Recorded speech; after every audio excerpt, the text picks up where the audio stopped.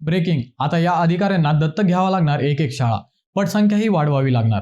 Breaking news, आता शिक्षण विभागातील मोठ्या अधिकाऱ्यांना एक शाळा दत्तक घ्यावी लागणार आहे. आणि फक्त दत्तक घेऊन चालणार नाही, तर त्या शाळेची गुणवत्ता वाढवणे आणि त्या विद्यार्थ्यांची पटसंख्या वाढवण्याची जबाबदारीही त्यांच्यावर असणार आहे. मंडळी, सरकारी आणि स्थानिक स्वराज्य संस्थांच्या शाळांची गुणवत्ता सुधारण्यासाठी शिक्षण विभागाने हा मोठा निर्णय घेतलाय.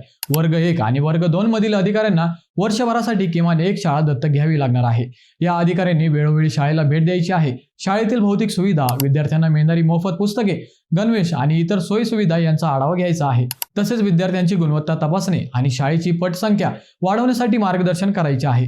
या योजनेत प्राथमिक, माध्यमिक आणि निरंतर शिक्षणाधिकारी, उपशिक्षणाधिकारी, गट शिक्षणाधिकारी तसेच विस्ताराधिकारी यांचा समावेश आहे.